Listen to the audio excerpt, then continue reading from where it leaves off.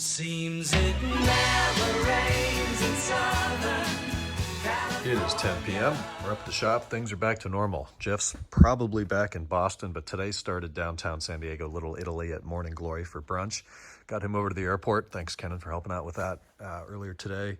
Went back to the house, did a bunch of catch up and clean up and organization, and then headed up here where I've been for the last several hours. So kind of a lot going on since I got some clips in at the shop last, but the body shop car is back. They resprayed both bumpers and they're about ready to go on. And then the majority of the work was over here on the right side. So both of these doors have been repainted, blended into the quarter panel and the front right fender. Happy to see that the front right fender, this damage I had pointed out a million times right here, is completely gone. I don't know if they polished that or blended that far, or exactly what that means or entails, but it has been corrected. And this looks a hell of a lot better than it did before. They found a few dings in the rear right door. Had the PDR guy that we use go over there and take those out. And these wheels are very soon to be gone. He dropped off, the owner's actually in town from Colorado, and he dropped off the set of wheels that he purchased from, I think, the UK, which have some texture in them. A little scrape there. This is the first time I'm looking at them, actually. They're not flawless, but they're damn good and better than what was on there. I'm definitely seeing some just texture in the finish and a couple very minor imperfections from being refinished. So, fresh tires. Michelin, what do you go with? Pilot Sport 4S, looks like, or Pilot 4S, whatever the hell they're called this day. PS 4S, yes, fantastic. So we'll be getting those on, and I imagine he'll take these and sell them to recoup some costs.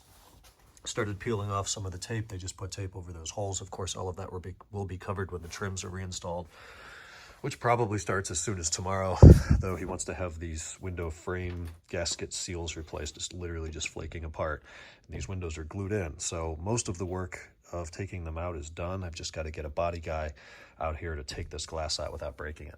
The X5, this has been a miserable process.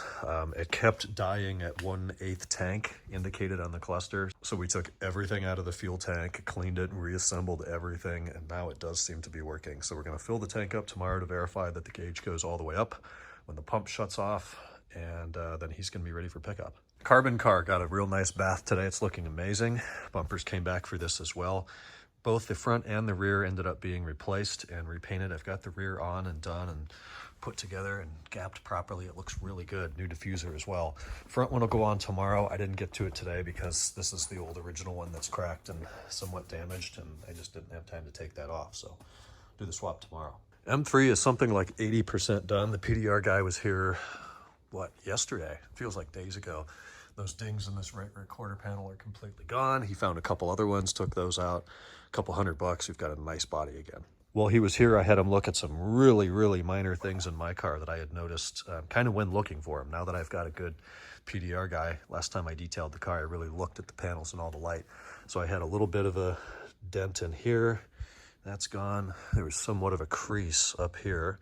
That's gone. And then I had noticed 2 or 3 tiny little dings right back in this quarter panel, and they're all gone. Last week, if you don't think I filmed it, I replaced my center console tray. Did it in 2014, but it's been about a decade, and it was really scratched up and scuffed from, throwing phones, and I set tools in there when I work in here.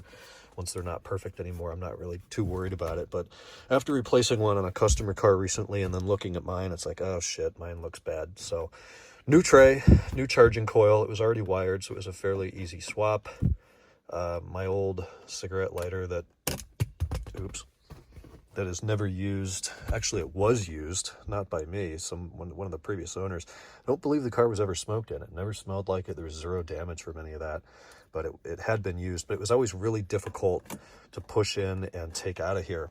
And I kind of studied it, looked at it like this, and it was not round. It was noticeably oblong. So I had one of these from a car we parted out a while ago in perfect condition, never used. So we shoved that in there, and we're done. Then today I took a little bit of time on the 540 and did the same thing. That tray was still original. It was in better shape than the 2014 tray that was in here, but I did want to add wireless charging to that. It's just such a nice feature. You leave work late at night, your phone's on 3%, you don't have to worry about it dying. It doesn't charge super quickly, but it's more than enough to maintain the battery and gain about 5% in my drive home, and on a road trip, it'll certainly keep it topped up.